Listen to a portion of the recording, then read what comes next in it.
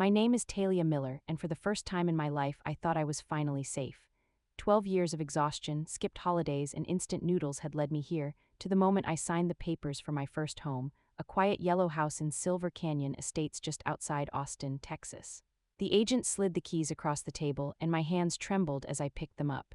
That sound, the metal clinking against my palm, felt like freedom, like proof that all the sacrifices had meant something. For a moment I just sat there breathing it in, the silence, the relief, the weight of a dream finally real. And yet there was a quiet ache underneath it all, a question I had learned not to ask out loud. Would anyone in my family ever be proud of me? If you've ever been called too independent or made to feel guilty for succeeding on your own, this story might sound familiar. Because what came next, the phone calls, the guilt, the lawsuit, would force me to question what family really means. Before I tell you how my own parents tried to take my house from me, like this video, subscribe, and tell me where you're watching from. Because this isn't just about money, it's about control and what happens when love turns into leverage.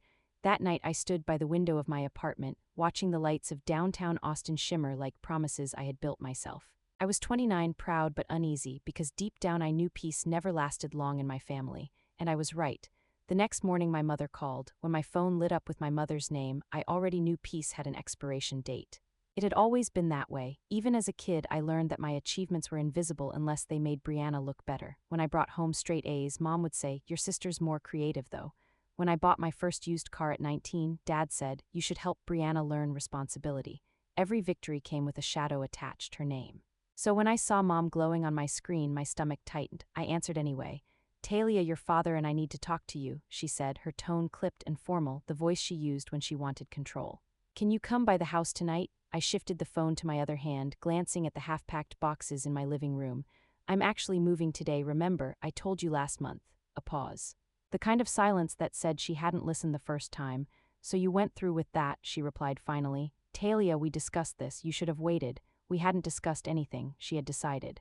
And for years I'd been the daughter who nodded and obeyed, but this time something inside me didn't bend. "Mom, I've been saving for this house for years, the timing was right." Her sigh came sharp and cold. "Your sister needs support right now, she's going through a difficult transition."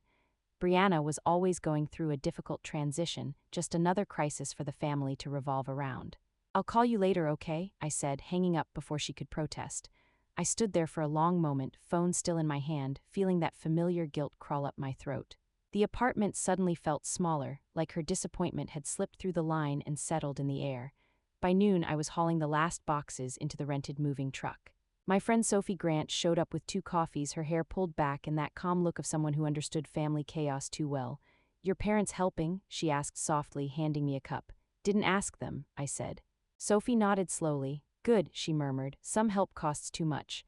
By the time the sun dipped behind the skyline, the truck was packed, the apartment empty, and my body hummed with a mix of exhaustion and disbelief. I followed behind the moving van through the fading light of Austin, passing neighborhoods that felt like different versions of the life I'd never had, the one where parents showed up, where help didn't come with strings. When I turned into Silver Canyon Estates, the street lamps were just flickering on. My new house, pale yellow with dark brown trim, stood quiet under a pink sky like it had been waiting for me. I unlocked the door and stepped inside. The air smelled faintly of vanilla and dust. Empty rooms echoed as I walked through them. Every sound felt new, unfamiliar, mine. "I did it," I whispered, the words caught in my throat. After years of being told I had too much pride, too much control, too much of everything, this house was proof that too much had kept me alive. Sophie helped me unload the boxes. We took turns unwrapping dishes and laughing about how adulthood was just carrying boxes from one quiet disappointment to another. When she left, she hugged me tighter than usual. "Text me when you wake up tomorrow," she said. "I just want to know you're okay." I promised I would. After she drove off, I stood in the middle of the living room listening to the hum of the refrigerator and the creak of settling wood. I realized I had never heard silence that loud before. I spread an air mattress in the master bedroom and lay staring at the ceiling fan turning slowly above me. Every click of the blade felt like a heartbeat, a reminder that I had built this alone. Without their money, without their permission. But as I drifted toward sleep, my phone buzzed again on the nightstand. The screen glowed in the dark, Mom, lighting up the room like a warning, and just like that, peace slipped quietly out the door. That night I barely slept.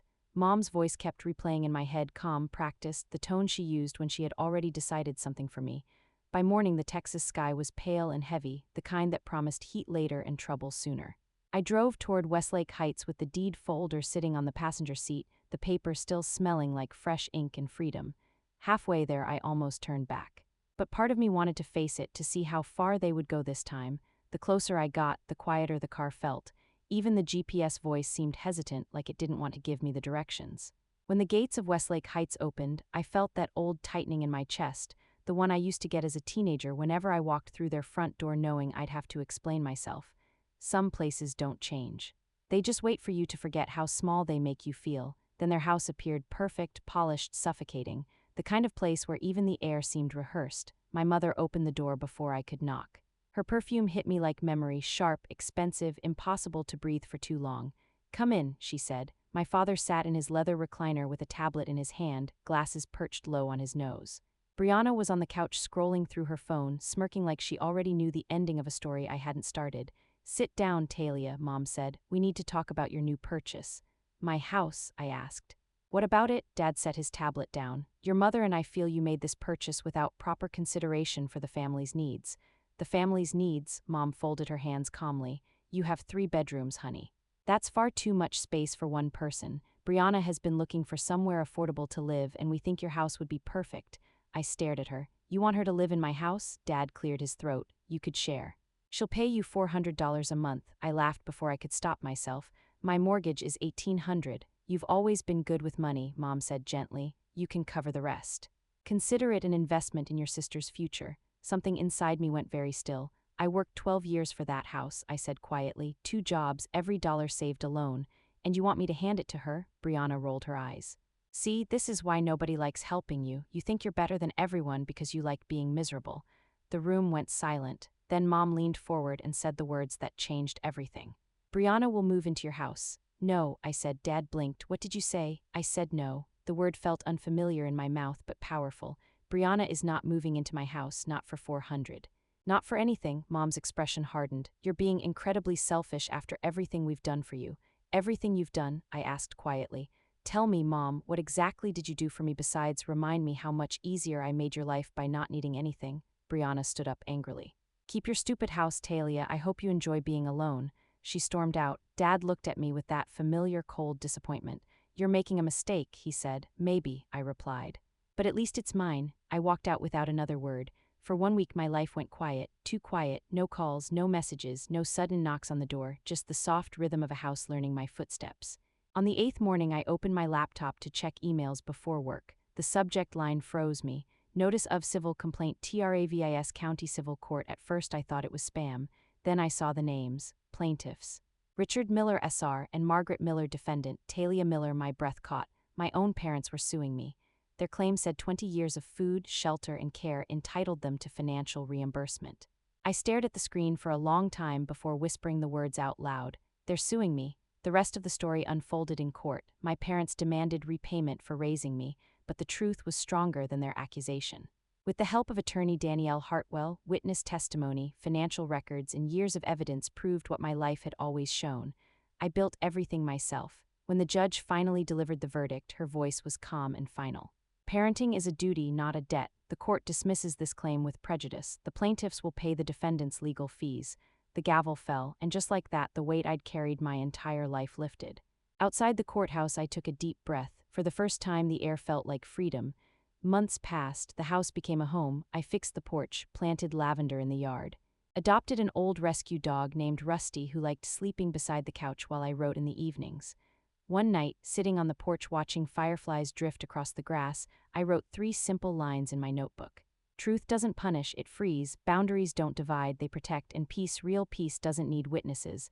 I closed the notebook, turned off the porch light, and stepped inside my quiet yellow house, not to shut the world out, but to keep the light in. If this story touched you, stay a little longer. Hit like, subscribe, or leave a comment with your city and the time you're watching, because somewhere out there tonight, someone else might need the same reminder.